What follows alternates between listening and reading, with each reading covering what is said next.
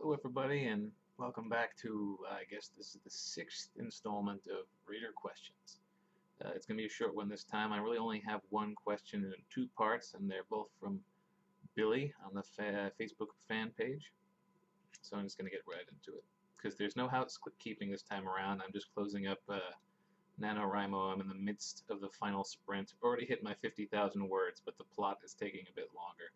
Technically, I'm done, but it's never really done. All right.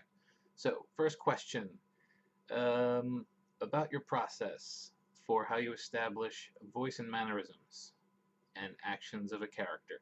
Basically, Billy wants to know how I establish those things about my characters. And it changes. I've said in the past the primary way I decide what a character is going to be like is to come up with a basic story, and then whatever hole is in the story that needs to be filled by a character, that's what the character is going to be like. So this is the kind of person who needs to be driven to go from here to there, to be spurred to action by this sort of thing. Those plot elements shape the character. And then once that starts, usually that's when I move into the area where it's like, well, once they start interacting with their characters, how would that person react to this character? How would somebody from that area sound or seem? And a lot of the stuff comes from trying to draw inspiration from similar areas in the real world. I write for NaNoWriMo. I'm writing the third book in the steampunk series, so people go Victorian a lot, and I have some language that's very like Cockney and stuff like that. But also during the Victorian era in the United States, we had the Old West happening, so I have a lot of cowboy mannerisms and stuff, and that informs the way the characters talk and act. And colloquialisms that they use. I also base things upon people I know sometimes, not wholesale. Like nobody's going to read my book and say, "Oh my goodness, he put me on the page." But a fair number of people are going to see sentences they've said, or maybe strange things they or I have done in the past. So there's that too. But just to circle back to the initial answer, it really comes from the story itself. Whatever the story needs and whatever makes sense within the story is how these characters start to act. You have to come up with a backstory for a character in order for that character to seem real, and once you have that backstory, it sort of gives you an idea of what that character would be like going forward. So that's where that comes from.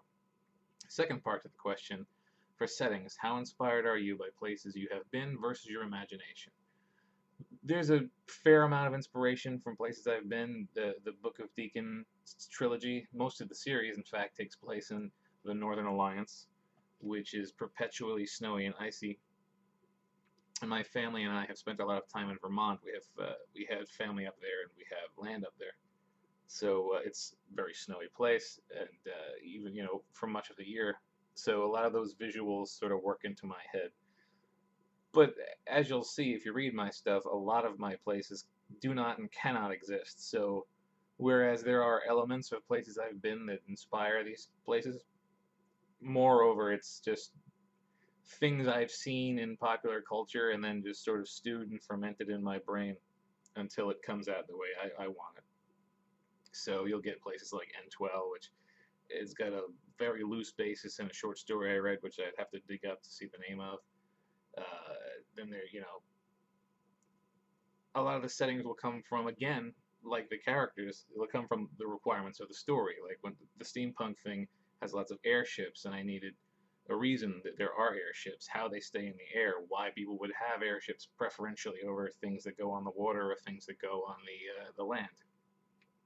So all that sort of shapes into.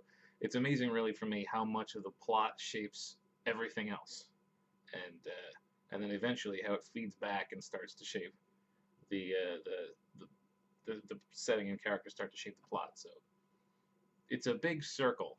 Everything inspires everything. And I don't know if that's a satisfying answer, but it's the one I've got.